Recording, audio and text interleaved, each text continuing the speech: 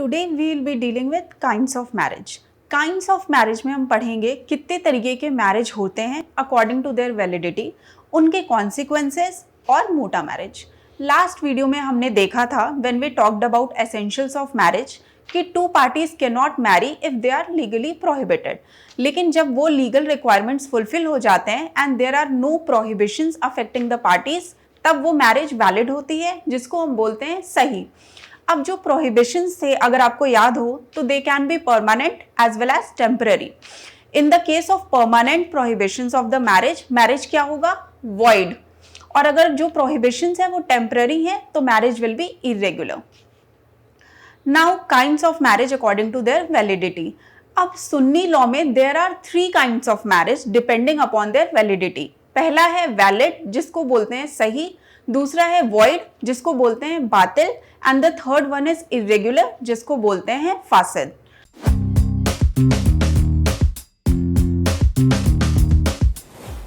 Hello sincere aspirants, I am Shami Anjali और आप Legal Bytes देख रहे हैं। You can count on us for all your legal learning and law exams, फिर वो मॉक टेस्ट सीरीज हो, प्रीवियस ईयर पेपर्स हो, रियल टाइम प्रैक्टिस शीट्स हो, पीडीएफ्स हो, स्टडी मटेरियल हो या कुछ भी, आप हमारा वेबसाइट चेक कर सकते हो। So coming back to our topic, पहला है वैलिड मैरिज। अब एक मैरिज वैलिड कब होगी? जो कुछ एसेंशियल्स है वो फुलफिल होगा। अगर आपको ध्यान हो, हमारे लास्ट वीडियो में हमने देखा था, we talked about the essentials. तो वो essentials to be a marriage to be valid are, पहला है कि प्रपोजल होना चाहिए वन पार्टी से and acceptance by the other. Proposal and acceptance must have taken place at one meeting and before 2 witness. Consent होना चाहिए party का, free consent होना चाहिए। Parties should have the capacity to contract marriage. There should be no impediment to marriage. जो आपको याद हो तो हमने लीगल इम्पेडिमेंट की बात की थी, which are absolute, relative, prohibitory और डायरेक्टरी। अब है second void marriage. Marriage contracted by parties suffering from absolute incapacity is void. Void marriage का क्या consequence होता है? No legal effect. और जो issues होते हैं void marriage के, जो offsprings होते हैं, जो children होते हैं, they are illegitimate. This is very important. You all should remember कि any children coming out of void marriage are illegitimate. अब देखते हैं शिया लॉ में किन किन ग्राउंड्स पे शिया लॉ एक मैरिज को void कंसिडर करते हैं। पहला है marriage in violation of absolute capacity, मतलब कि एफिनिटी, कंसिंग्विनिटी, फॉस्टरेज। इन ग्राउंड्स पे सुन्नी लॉ में भी मैरिज वॉइड है।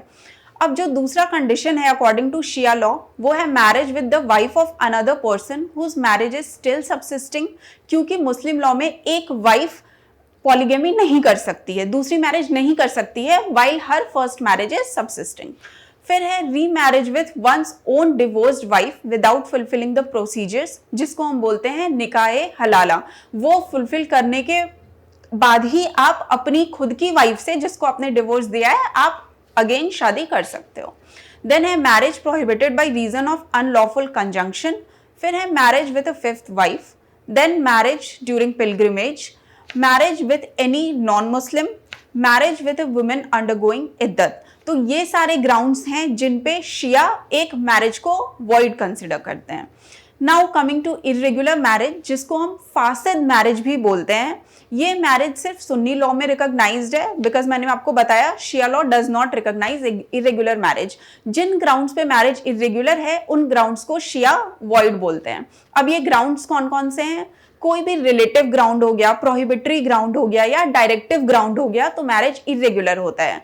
जैसे कि marriage contracted without witness, marriage with a fifth wife, marriage with a women undergoing इद्दत, marriage with a non scriptural women जैसे फायर वर्शिपर, किताबिया, marriage by an unauthorised person, marriage contrary to the rules of unlawful conjunction. तो आपने देखा होगा कि जो marriage शिया में वॉइड है वो मैरिज सुन्नी लॉ के अंदर इरेगुलर है। सो हमने देख लिया कि एक वैलिड मैरिज क्या होता है, एक वॉइड मैरिज क्या होता है, एक इरेगुलर मैरिज क्या होता है। अब हम बात करेंगे इनके लीगल कॉन्सिक्वेंसेस के। तो पहले हम बात करते हैं effects of a valid marriage. तो जो कोहैबिटेशन है between husband and wife, it becomes lawful, मतलब legally lawfully they can live together. Children born out of a valid marriage are legitimate and they have the right to inherit their parents' property. Mutual right of inheritance between husband and wife are established, दोनों एक दूसरे के property को inherit कर सकते हैं। मतलब after the death of the husband wife is entitled to inherit the husband's properties and after wife's death husband may also inherit her properties. Prohibited relationship for purpose of marriage is created between the husband and wife and each of them is prohibited to marry the relations of the other within prohibited degrees। मतलब affinity, मतलब husband wife के close relative से शादी नहीं कर सकता and wife husband के close relative से शादी नहीं कर सकती। Wife's right to claim the dower is fully established just after the completion of the right। मतलब डावर का राइट अकर कर जाता है तुरंत मैरिज होने के बाद। Marriage gives right to the wife also for maintenance from her husband with immediate effect। मतलब during the marriage also and after the dissolution of marriage also। जो widow या divorce wife होती है, after divorce she has to undergo a period of iddat during which she cannot remarry। तो ये थे consequences एक valid marriage के। Now coming into void marriage, कि void marriage का क्या consequence है? तो void marriage जो as the name suggest it has no legal effect either before or after consummation. मतलब कॉन्ज्यूमेशन से मैरिज की लीगैलिटी पे फर्क नहीं पड़ता है। It does not have any legal effect. It does not create any right or obligations between the parties. Wife is not entitled to maintenance. मतलब आप समझ रहे हो ना, अगर शादी हुई ही नहीं है तो कोई राइट्स उस शादी से फ्लो भी कैसे होंगे if it is not a marriage. One can not inherit the other.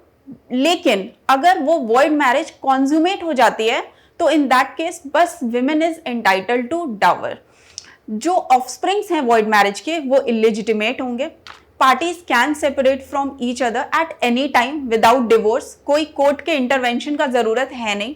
Now coming to consequences of irregular marriage, जिसको हम बोलते हैं फासिद मैरिज। अब जो इरेगुलर मैरिज है उसका कॉन्सिक्वेंस डिपेंड करता है कि मैरिज कॉन्ज्यूमेट हुई है या नहीं हुई है।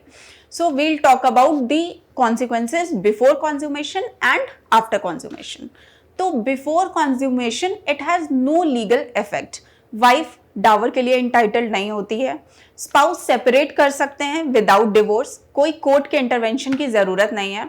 Neither the divorce nor the intervention of court is necessary। Wife is not bound to observe इद्दत। तो ना यहाँ पे वाइफ इंटाइटल्ड है डावर को, ना यहाँ पे वाइफ को इद्दत ऑब्जर्व करना पड़ रहा है।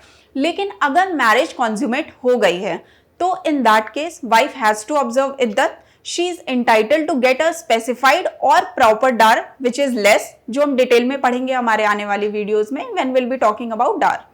She is not entitled to maintenance during इद्दत। लेकिन इद्दत ऑब्टेन तो ऑब्जर्व तो वो करेगी बट उस टाइम मेंटेनेंस नहीं मिलेगा। Children of such marriage are legitimate but an irregular marriage through consummation does not create mutual rights of inheritance between husband and wife.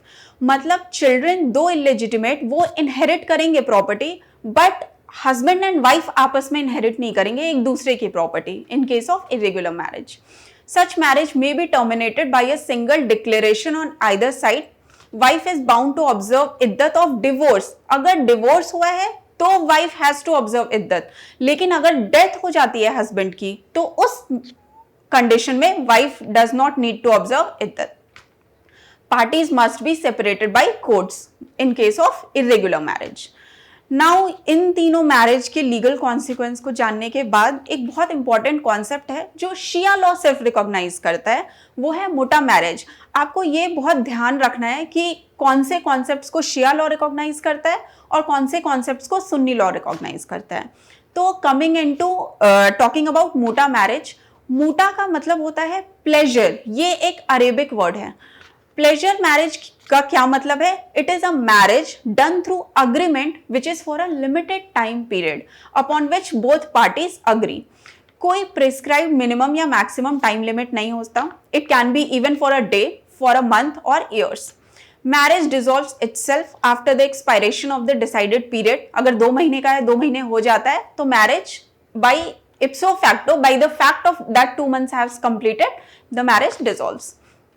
लेकिन अगर कोई टाइम पीरियड एक्सप्रेस्ड नहीं है या रिटन नहीं है कॉन्ट्रैक्ट में तो हम क्या अज्यूम करेंगे कि मैरिज इज परमानेंट। अब ये मैरिज जो है सुन्नीज इसको अप्रूव नहीं करते हैं, ये मैरिज सिर्फ शिया रिकॉग्नाइज करते हैं। अब कौन से शिया मुस्लिम्स किससे ये मैरिज कर सकते हैं? तो जो मेल शिया मुस्लिम होता है, ही मे कॉन्ट्रैक्ट मोटा marriage with a Muslim women, Christian, Jewish, fire worshipper women, लेकिन कोई और रिलीजन जो परस्यू कर रहा है उससे नहीं कर सकते। लेकिन जो फीमेल शिया है वो सिर्फ और सिर्फ एक मुस्लिम से ही मोटा मैरिज कर सकती है। शी कैन नॉट कॉन्ट्रैक्ट अ मोटा marriage with a non Muslim. अब मोटा मैरिज के लिए कोई विटनेस रिक्वायर्ड नहीं होते हैं, और जो कि मोटा marriage is also a contract, तो यहाँ पे भी women has right that she can lay down certain conditions for her sexual union, कि उसे डेली मेंटेनेंस चाहिए या जो भी हो, and these conditions should be respected and fulfilled by the husband. अब ये मैरिज डिसॉल्व कैसे होता है? तो it dissolves automatically at the end of the stated period, no matter how short the duration was. Women has to practice abstinence lasting up to 2 menstrual cycles। मतलब यहाँ पे women को इद्दत परफॉर्म करना पड़ता है 2 menstrual cycles तक। If the marriage is not consummated, तो wife is entitled only to half of dower. लेकिन अगर मोटा मैरिज कॉन्ज्यूमेट हो जाती है तो wife is entitled for full dower. Marriage comes to an end at the expiry of the term unless extended. अगर पार्टीज चाहें तो वो एक्सटेंड भी कर सकते हैं by writing that thing into their contract. Husband does not have a right of divorce. यहाँ पे हस्बैंड के पास डिवोर्स का राइट नहीं होता, लेकिन अगर वो चाहे, if he want to terminate the marriage, terminate that union, तो he can do so by making a gift of the term. So this was all today in marriage. अब नेक्स्ट वीडियो में हम डावर डिटेल में पढ़ेंगे। I hope ये video आपको अच्छा लगा हो, यूजफुल लगा हो, और अगर ये वीडियो आपको यूजफुल लगा हो तो प्लीज़ कमेंट कीजिए और अपना फीडबैक शेयर कीजिए। और हाँ, सब्सक्राइब करना मत भूलिए for more videos like this. Thank you.